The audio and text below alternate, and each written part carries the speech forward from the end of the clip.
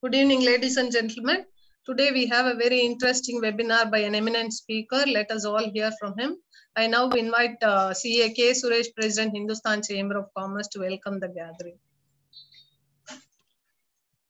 Respected Chief Guest and the speaker of today's webinar, Dr. Mohan das pai, office bearers, council members, and past presidents of Hindustan Chamber of Commerce, ladies and gentlemen, good evening to all. On behalf of Hindustan Chamber of Commerce, I extend my warm welcome to everyone who joined today's webinar. Hindustan Chamber of Commerce is one of the oldest chambers in our country. We are having around 1,000 members representing various segments of trade and commerce. Hindustan Chamber is affiliated to the Federation of Indian Chambers of Commerce and Industry. The objective of Chamber includes promotion of trade, commerce, and industry and the protection of their general interests. The Chamber serves as an effective channel of communication between the central and state governments and the trade, commerce, industry, and the public. Hindustan Chamber of Commerce had the privilege of gracing as well as presenting themselves on various occasions, which includes Presidents Dr. S. Radhakrishnan, Dr. V.V. Giri, Sri R. Venkatraman, Prime Minister Sri Lal Bahadur Shastri, Srimati Indira Gandhi, Sri Moraji Desai, State Governors Sri Sujit Singh Barnala, Dr. K. Rosaiya, Sri Banwarilal Purohit, Sri K. Wadiyar, Sri K. Shah, Chief Ministers of our state, Sri K. Kamaraj, Sri C. N. Annadurai, Sri Bhaktavachalam, Sri M. Karunanidhi. Our Chamber of Commerce is contributing for policy changes and corrections and interacts with the government and other stakeholders. Many of our representations given to the government, particularly in areas related to shipping industry, MSMEs, direct tax, and GST, were duly considered by the government. We celebrated recently our Platinum Jubilee inaugural function, which was presided over by the Honorable Vice President of India, Sri M. Venkaiah Naidu, in the presence of Governor of Tamil Nadu, Sri Banwarilal Purohit, as well as Governor of Manipur, Sri Ila Ganesan. And we also had Honorable Minister of Revenue and Disaster Management, Tamil Nadu, Sri KKSSR Ramachandran.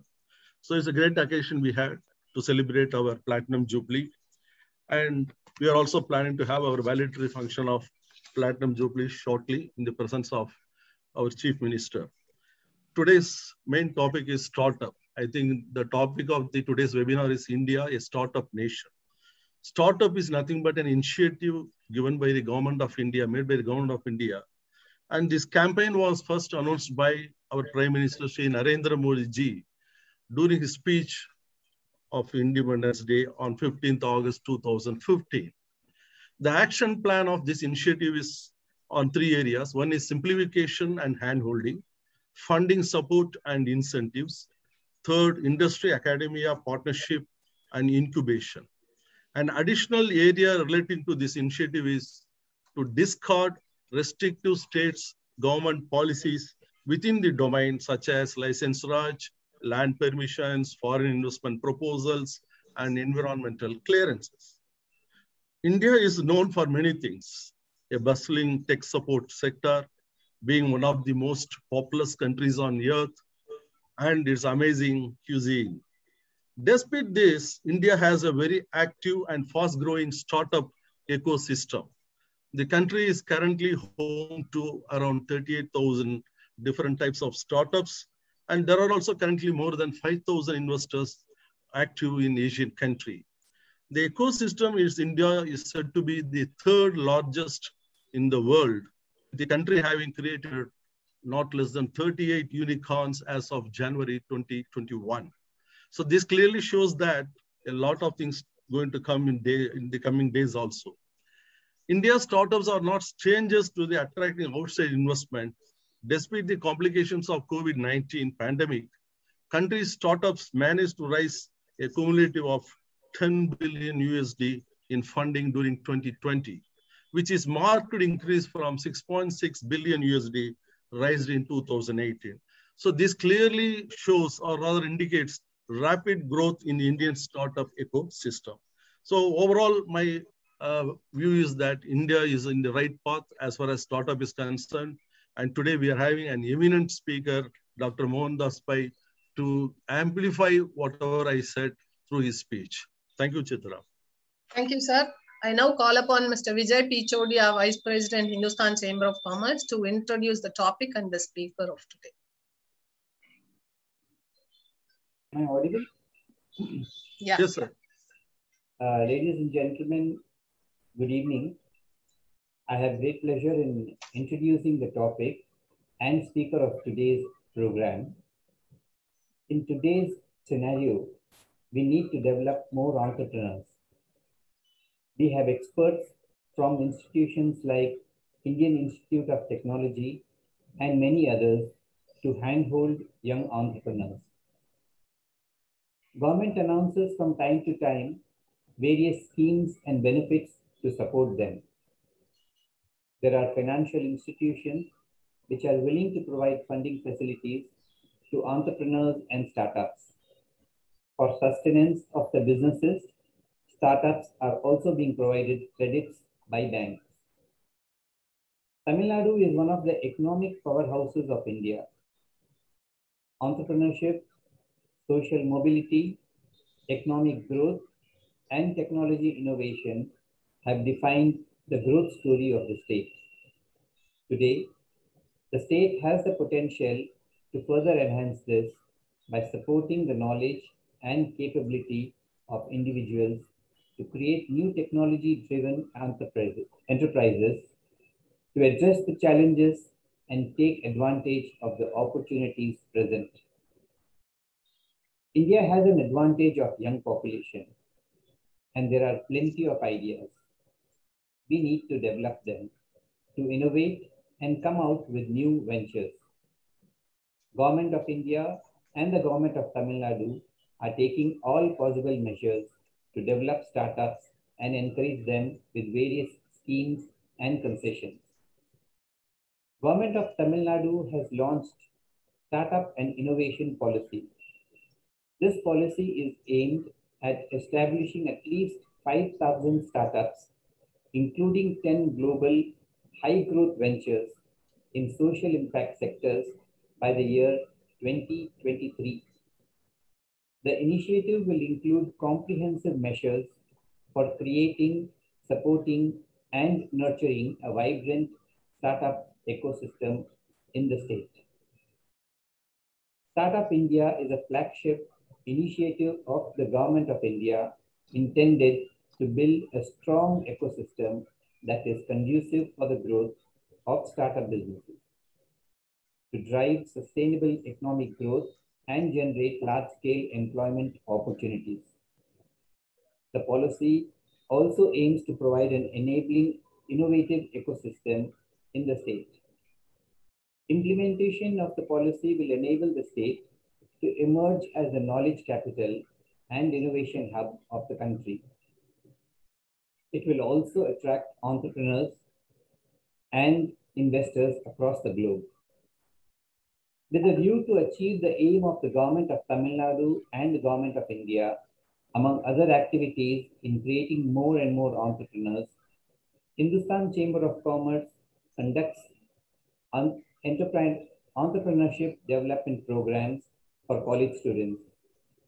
We also organize programs by inviting successful first-generation entrepreneurs to share their experience and success story. We also invite business plans from students and scrutinize and give our feedback about the viability of the plan so that they can approach the banks for funding facilities. Ladies and gentlemen, I will now introduce the speaker of today. Over a career spanning 37 years, Dr. T.V. Mohan das pai has served in the areas of finance, accounting, information technology, human resources, education, corporate governance, and social impact innovation environmental conservation, policy formulation, heritage preservation, philanthropy, and the venture and startup ecosystem. Dr. T.V. Mohan das pai is currently the chairman of Arin Capital, chairman of Manipal Global Education, member of the boards of Havels and the Institute of Public Enterprises, member of the board of governors of National Investment and Infrastructure Fund, governing council member of the Center for Advanced Financial Research and Learning, promoted by the Reserve Bank of India, chairman of the Regulatory and Financial Technology Committee of the Securities and Exchange Board of India, chairman of the SEBI Primary Markets Advisory Committee, and Investment Committee member of 314 Capital. He was awarded the Padma Shri by the President of India in 2015 and the Karnataka Rajyotsava Award in 2008. Dr. Mohan Das was previously a board member of and Chief Financial Officer of Infosys over a span of 17 years, an investment committee member of the SIDBI India Aspiration Fund and India Fund of Funds, a board member of the Securities and Exchange Board of India, a member of the board and of the National Stock Exchange of India and the Ascendas Property Fund, the trustee manager of Ascendas India Trust, trustee of the International Financial Reporting Standards Foundation, chairman of the FICCI Skills Committee and Higher Education Committee, president of the All India Management Association, and founder trustee of the Akshaya Patra Foundation. Dr. T.V. Mohan das pai holds a bachelor's degree in commerce as a university rank holder from St. Joseph's College of Commerce, Bangalore, and a bachelor's degree in law from Bangalore University, and is a fellow member of the Institute of Chartered Accountants of India as an All India rank holder. He is based in Bangalore, India. Ladies and gentlemen, I have great pleasure in presenting Dr. T.V. Mohan das pai, who will speak to us on India, a startup nation today. Thank you, sir. May I now invite Dr. T.V. Mohan das pai, Chairman, Manipal Global Education Services, to address the gathering. Thank you very much. Will somebody play my presentation, please? Yes, sir.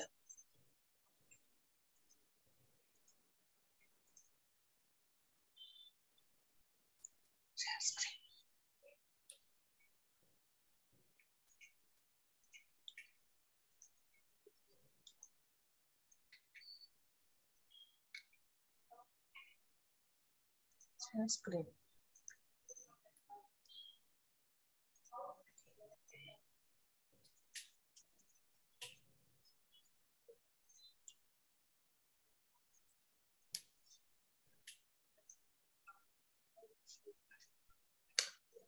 Yeah, just make it full screen. Full screen.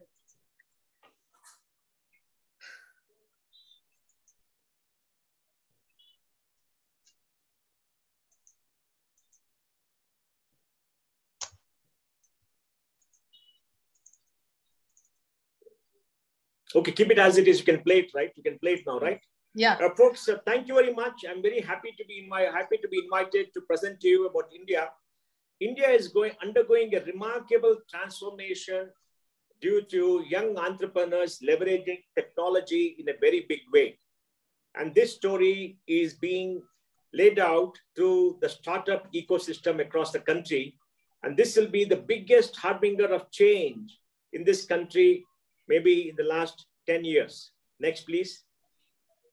To understand this, we have to look at some data.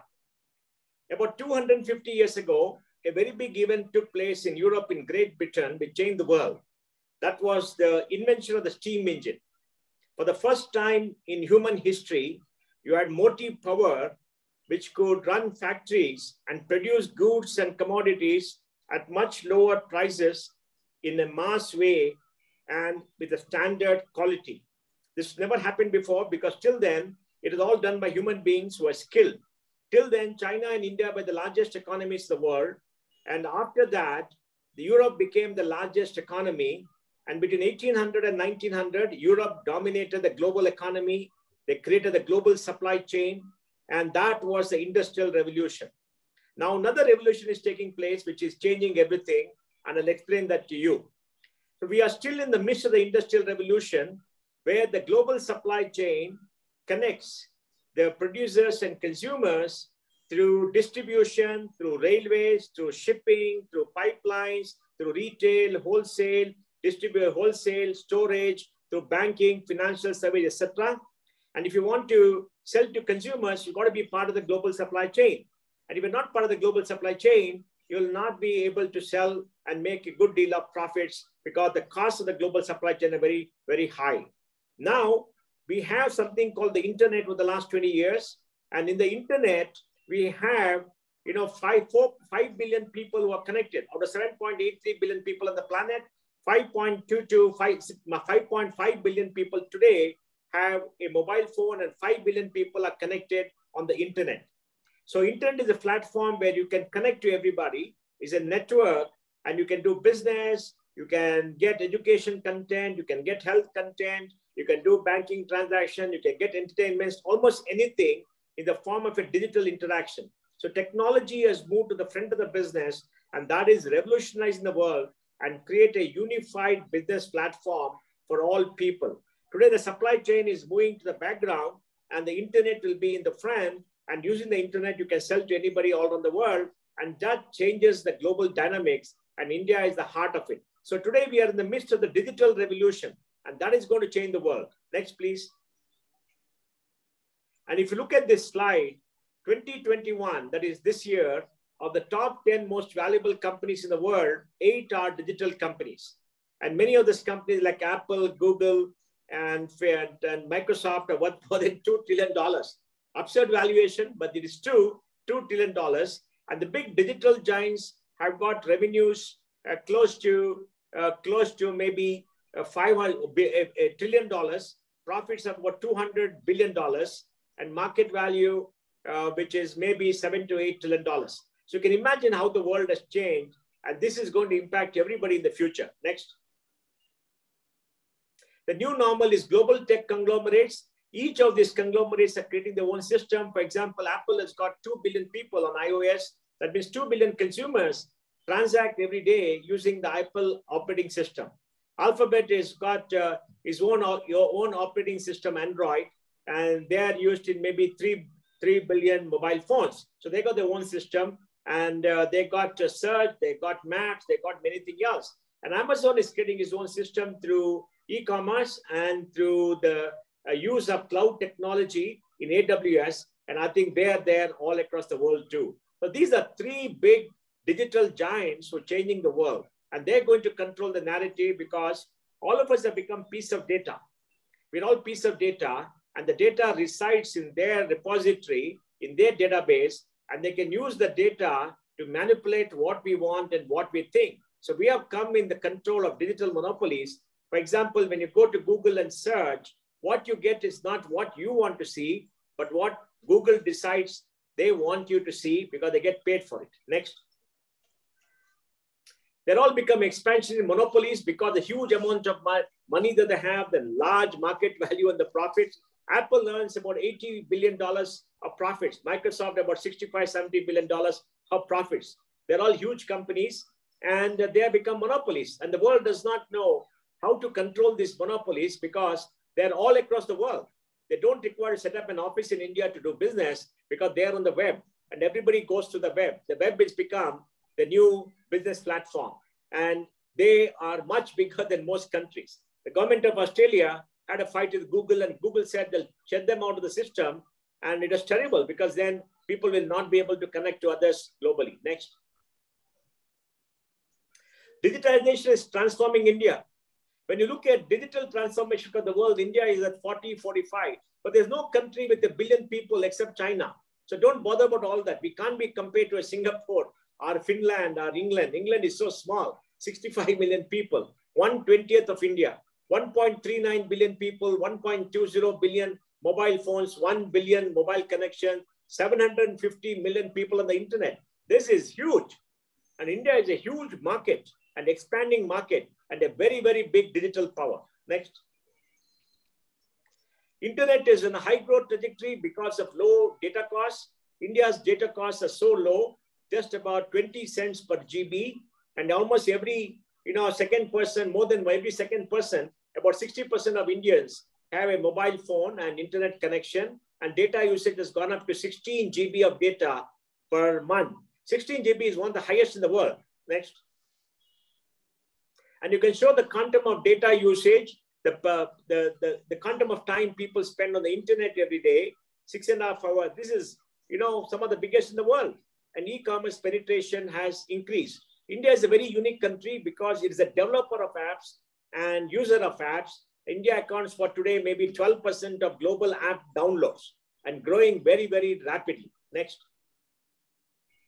Unprecedented rise in digital spending during the COVID times. COVID, we had a shutdown. And when you shut down, half the population went on the web to do all the transactions, to buy their staples, to consult with the doctor, to do banking, to get education, entertainment, etc. And it's easily available where the costs were so low. Next. Consumer-led digital Jeep. You can see here how YouTube usage and Amazon usage has all grown during COVID. And India's internet economy is going to be a $180 billion opportunity. So I believe by 2025, it will be a $1 trillion opportunity for India. Next. So the startup ecosystem will help create a $10 trillion economy in India, and it's become very big. Let me give you some data. Next. We're the third largest ecosystem in the world. There are 55,000 startups. Now this data is maybe 6 months old, and they created $350 billion of value. Every other day we'll have a unicorn. Yesterday we had a unicorn come up. That is 74th unicorn for India. So we are seeing much money come in, many unicorns, and they created $350 billion of value. This is not small. Next.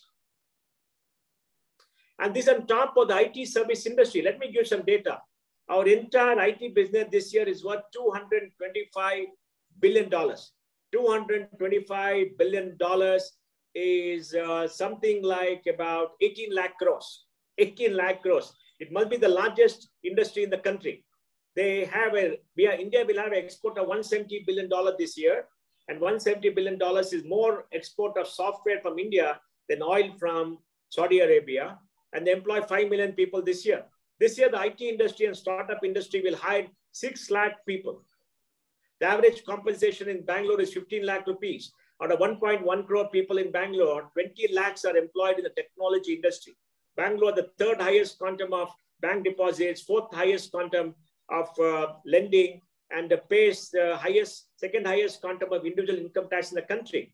And the IT service industry and the startup industry will hire 12 lakhs to 15 lakh people in the next 2 years because they're all growing in double digits. Of the top 10 software service companies of market value in the world, 5 are Indian. Of the top 5, 3 are Indian. Of the 2.8 million, 28 lakh employees in the top 10, about 20 lakhs are Indian. Of the 60 lakh working in America, 10 lakh are Indian. Of the 50 lakh working in India, 25 lakh work for American companies. Out of 85 lakh working for American companies, 35 lakh people are Indian. So this is unbelievably huge. And the startups are growing on top of that.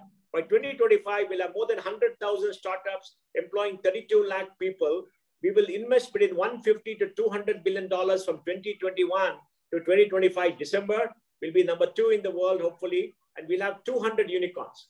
Right now, we have 74 unicorns. We'll end up with 80 unicorns by the end of the year, and we'll have 200 unicorns. Unicorns are billion-dollar enterprises. Next. And startups have raised more than $70 billion from 2014 to 2020. We got enough accelerators, etc. And startups raised nearly $11.5 billion last year. And this is very big in Bangalore, Delhi, and Mumbai. Sadly, Chennai has lost out in the last many years. And Chennai has lost out. They've got a very good SaaS industry, but many of them, like Zoho, have gone outside India. They've gone to California, Freshwork listed from California. They shifted out. Chennai has to really get his act together if it wants to be a part of this. In Bangalore, it's very, very big. Hyderabad is big. Hyderabad is growing very fast. Delhi is big and Mumbai is big. 67% of all startups are in Bangalore, Mumbai, and New Delhi. And Bangalore has got 40 of the 74 unicorns, and 45% the total deal value was done. This year already we have raised $23 billion by September, and by end of the year, India will get between $25 to $30 billion. Next.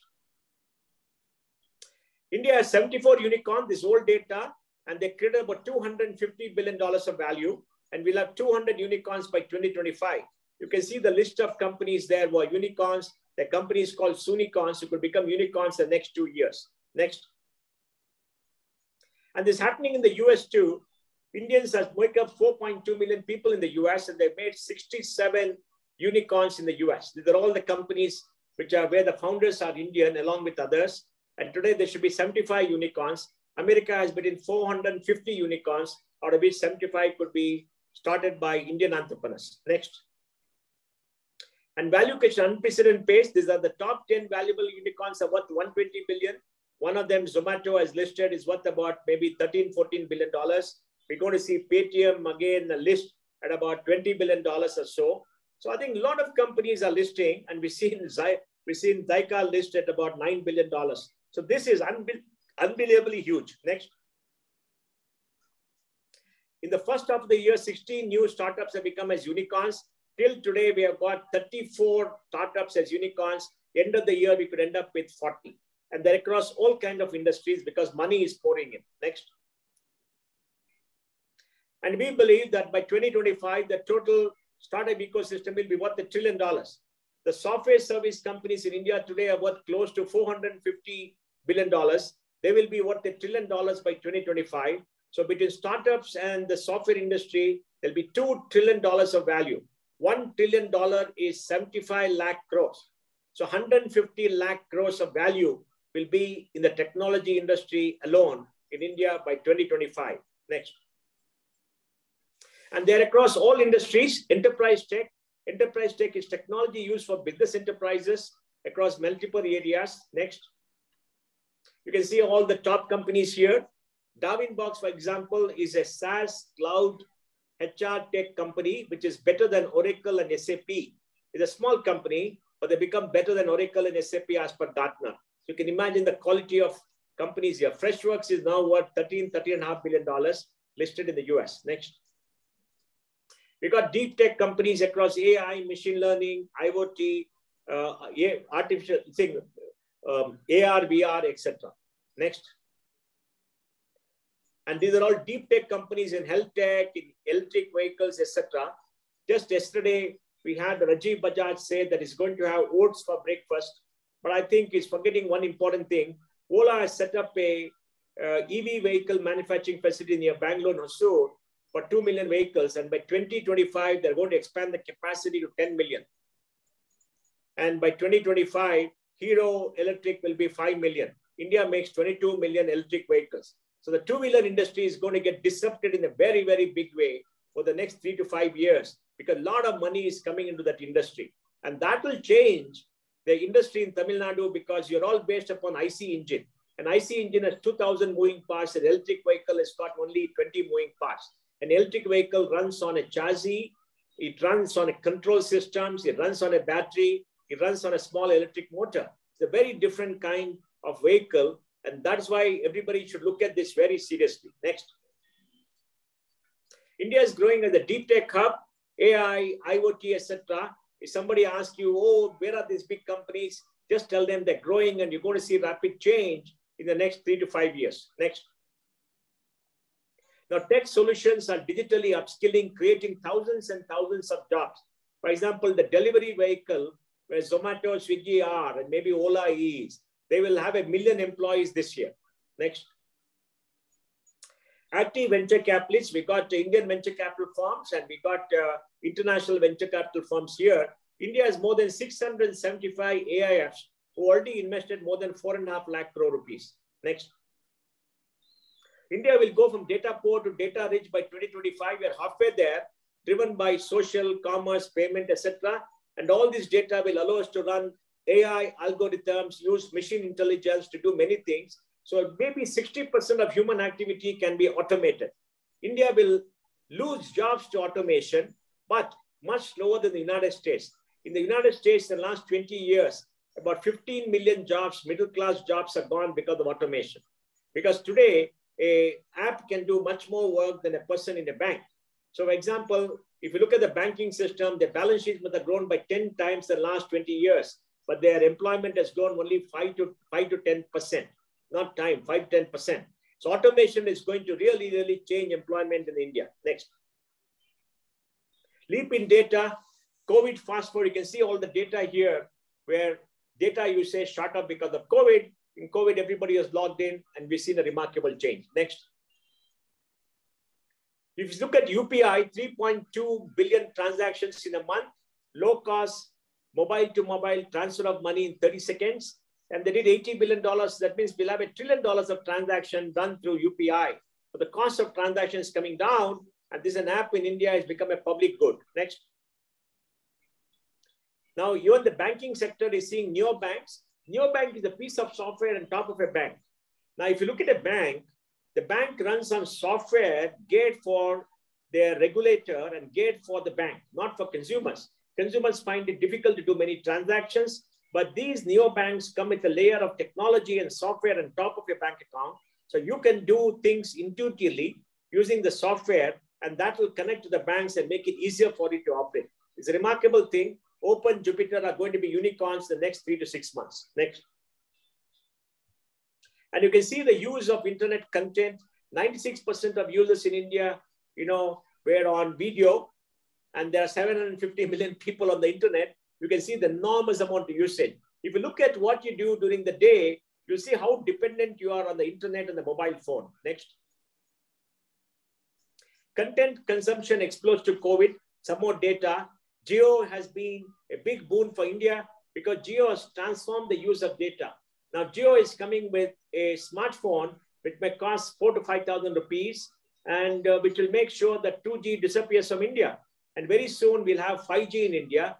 5G speeds will be 4 to 5 times 4G speeds. And that means you can have autonomous cars. You can have so many things that you can't do right now. Next. So in the gaming industry, which is a new industry, you have gaming B2B, you have gaming real money, you have casual games, etc. So you find new kind of startups coming up. Next. And here is something for you, because see, most of us are not the millennials or the digital generation. We grew up in the 80s, 90s. Our world was very different. We now have a mobile phone. We have internet connection. For young people who are getting to be 17, 18, globally, they spend more time on Twitch. Twitch is an app where you watch people playing games. So more time is spent by young people watching others play games than playing games. And this is something huge happening around the world. Loco is the Indian game aggregator, which is growing very, very rapidly. So if you want to see the extent of change, just watch some 15, 16-year-old young people, see how they live their lives, how they order, how they do things. Then you'll understand what the future is. So many of us have grown up in the earlier era where we just don't understand the impact because change has been very slow for us. Next. EdTech. Byju is today worth 18 billion. We gave the first check to Byju in 2012. Arin Capital gave the first check to Byju in 2012. We gave $9 million at $20 million free. Now they're worth $18 billion. Byju has 7.5 million subscribers. 70 million people use their app. They revolution education. All across EdTech, we are finding so many companies coming up. 5 companies have become unicorns, and that will change education.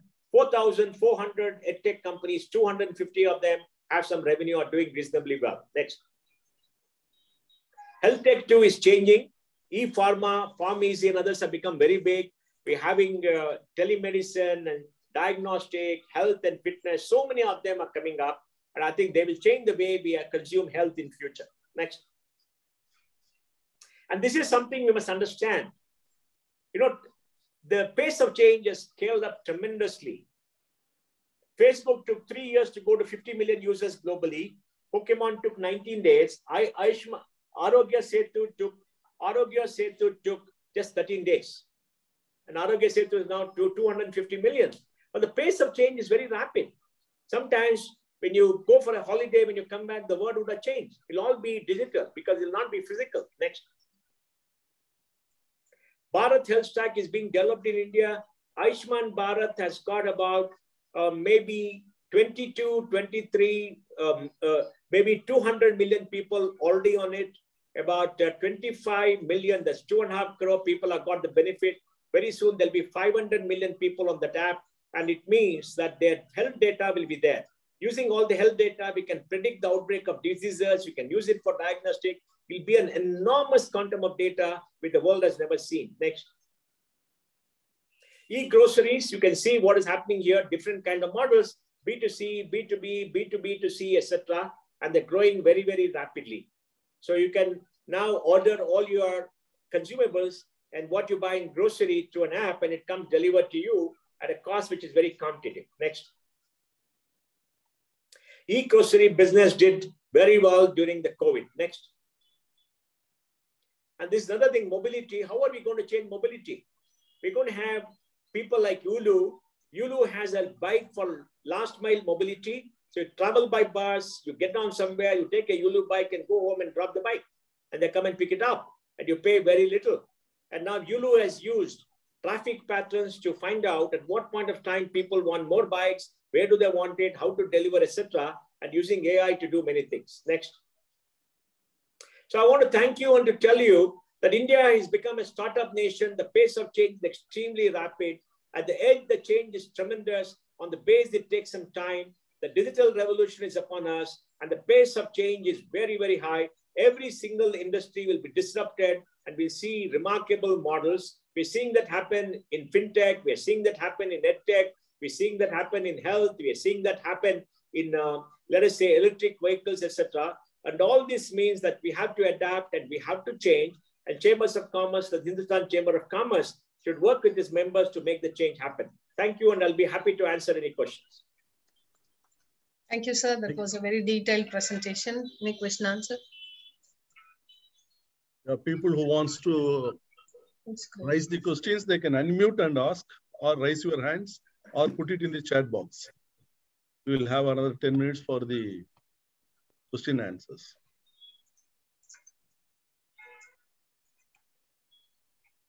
Sir, in your presentation, I will start the process. In your presentation, you said predominantly Bangalore, Delhi, and Mumbai occupied the startup position. And Tamil Nadu, of course, comparing to other centers, are not that much in startup. What is your suggestion to have more startups in TN, actually? What will be your... First of all, you got to create a very... Well, I want to be very honest with you. I don't want to be politically correct. All right? Okay. Well, I want to be honest. Otherwise, I'll be lying to you. Look, I brought Infosys to Tamil Nadu in 1999. I helped build one of the largest campuses in Chennai, which employs 20,000 people in Mahindra city. Yes, sir. So I've done a lot in Chennai. But what I find is the Chennai culture is not cosmopolitan. Chennai is not friendly to outsiders. Bangalore has 20 lakh people. Only 10 lakh are Kannadigas. 10 lakh come from outside. They welcome everybody. It's extremely cosmopolitan. So Chennai has to really look at how to attract young people to come there and develop. Second important thing is that the government policies are not very good. They're very backward looking. And the politics in Chennai is very different compared to the politics in Bangalore or maybe Delhi and Bombay. Bombay, the financial center, has got an advantage. So you need to have better policies. You need to have better funds to make sure that you create an excitement for people to become entrepreneurs. And third important thing which I want to say is that you need to promote high technology in Chennai. And for the high technology, for example, how many of you have been to the incubator of IIT Chennai? IIT Chennai has got some 250 companies, a lot of deep tech companies, but they find it difficult to get funding. Funding will not come from banks. Banks cannot lend money to startup, they make losses. Funding has to come from funds set up by the startup fund, 10,000 crore fund set up by the government of India. And the next thing is you need to put up research money to have research institutions, more like IIT Chennai, to do research in emerging areas like 3D printing, like, for example, electric vehicle technology, which is very good in Chennai. For example, Ather was there in Chennai. It came to Bangalore. Right? So you need to encourage all these kind of high-tech companies. And lastly, you need to get young people who are entrepreneurs to work with all of you to lead policy. You know, I was the president of the All India Management Association. I came to Chennai for the Madras Management Association keynote address. I addressed everybody and spoke to them about the digital revolution. And I found that 80-90% of people were above the age of 55. Then when the audience is 85-90% above the age of 55, they're not going to bring about change. You need to get people who are entrepreneurs 25 to 30, involve them because they are the digital revolution. They are the ones who are going to create the jobs. Because you know that when you get older, you're being successful, you'll not bring in change. You'll resist change. It's a very natural thing.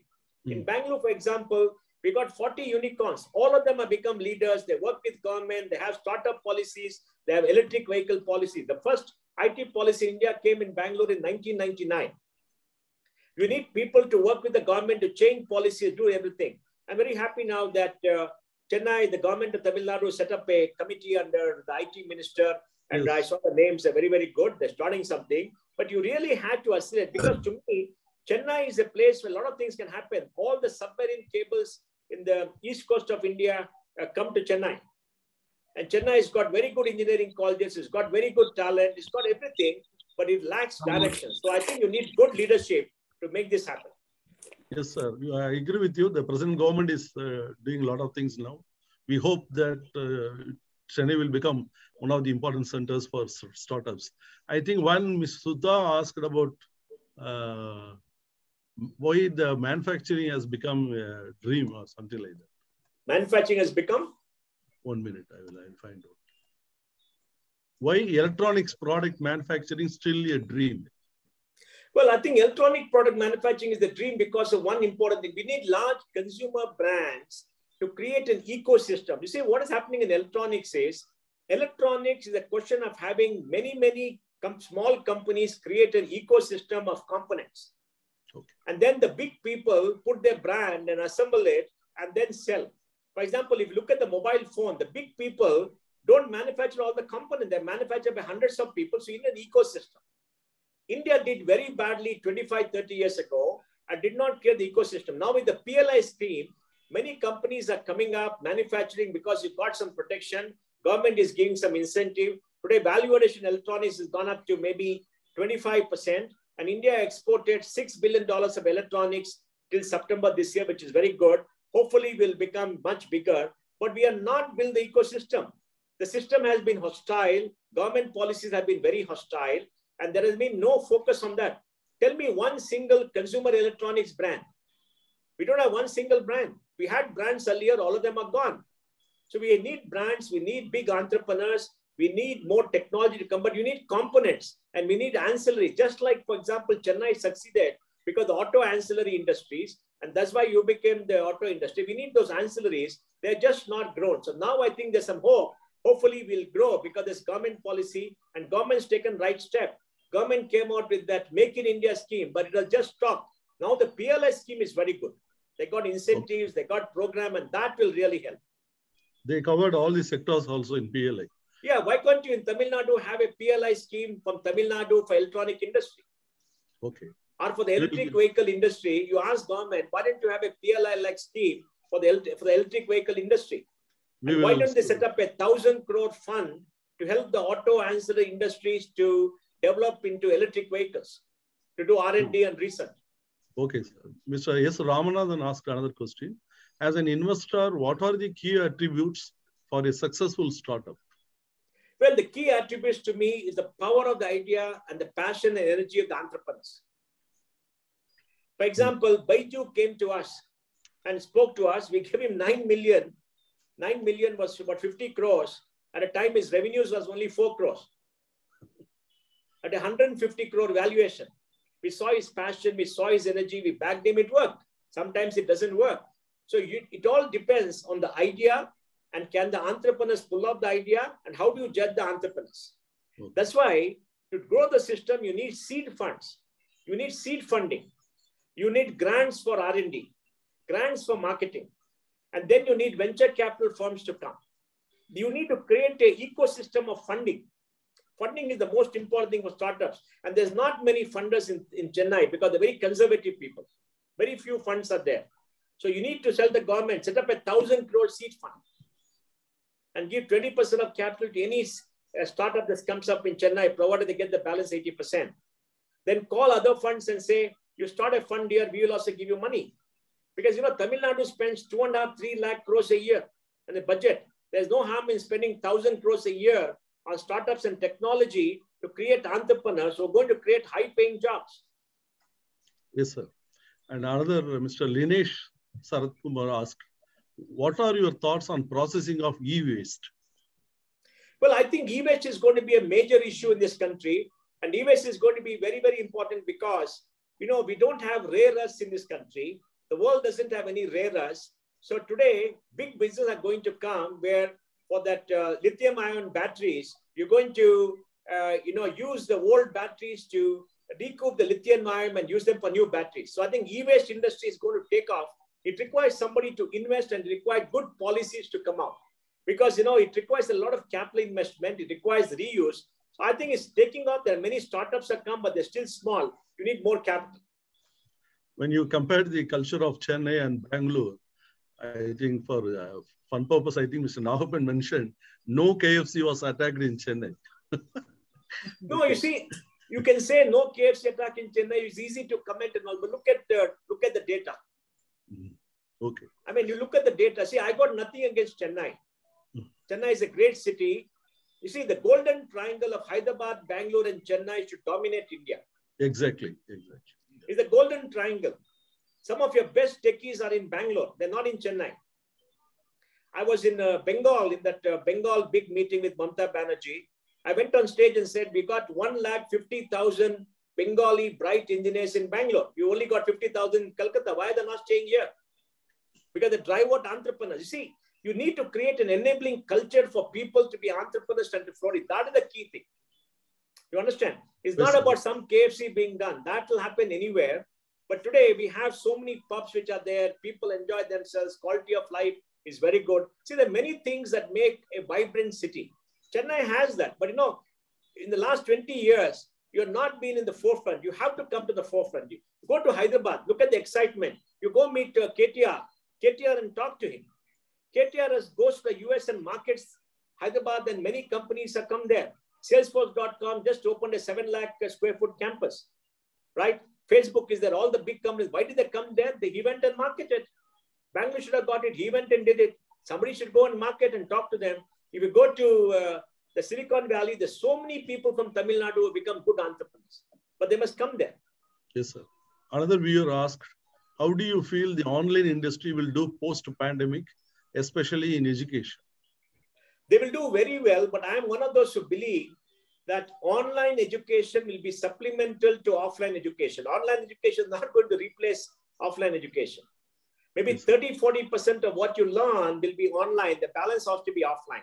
Because you see, in education, in schools, you have to grow up. You have to meet people. You have to discuss. You need a teacher. You need all that. It cannot replace. Somebody says the replace is very silly. And even in college, you have to grow up. You need a network. You need to talk to people. So it will be an input. In college and university, maybe 35-40% of content teaching will be replaced by online for a period of time. And they'll do more projects. In school, maybe 20%. It will be an adjunct to learning. Actually, another piece of information given by Mr. Nagapan, Government of TN has announced a subsidy of 30 lakhs for startup or MSMEs to list in SME exchange. The other way of, that's also there. See, it's too small. Look, Bangalore got $10 billion of capital this year. 10 billion is how much? 75,000 crores. Yes. So it's okay. It will happen, but that's small. See, you got to do big things. You're a big state. Okay. Your GDP, Tamil Nadu GDP is 18 lakh crores.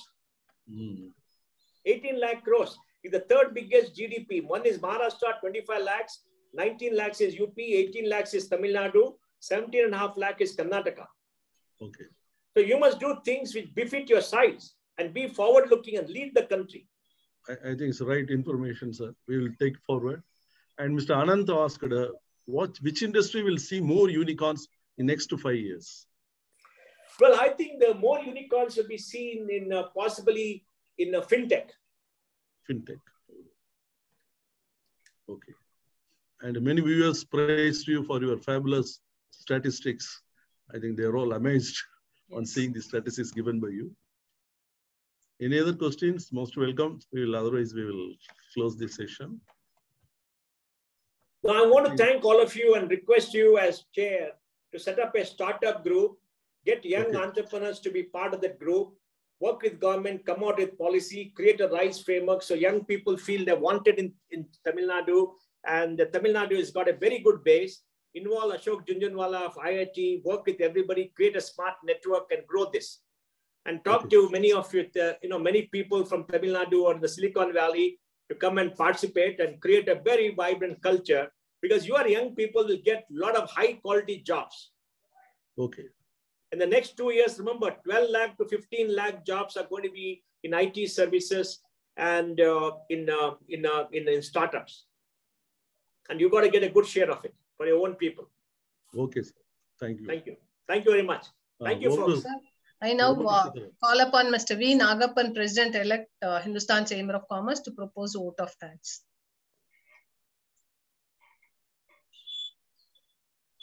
Good evening, friends. That was a truly inspiring speech and a very detailed presentation by you, Mr. Pai, filled up with a lot of data, but also so much of energy and zest in your speech. We have taken all your feedback, and on Tamil Nadu, you're right that I think we should grow in a very big way. I think we should do something on it. In fact, I would like to share with you one information. Yesterday, along with the president, we went and met the MSME minister, and we have given our views on startup and various other issues to be addressed. And with the change in the government, hopefully, we hope a lot of positive things should happen. It was such a nice presentation, and we are truly honored by your presence. I also would like to thank the past presidents and the president for organizing, President Suresh, for organizing this speech, and the past presidents and other members for joining us, and the Secretariat for the excellent arrangement. I request all the members to track us on Twitter and the Facebook page and the website. We will come out with the next program. We have lined up a lot of program, including our flagship program, Sensex 2022 by third week of December, but we do have a lot of other meetings before that. We will keep you posted about it. I once again thank Mr. Pai and all of you for joining us. Thank you very much. Thank you very much. Thank you, sir. Thank you. Thank you. All the best. Thank you very much.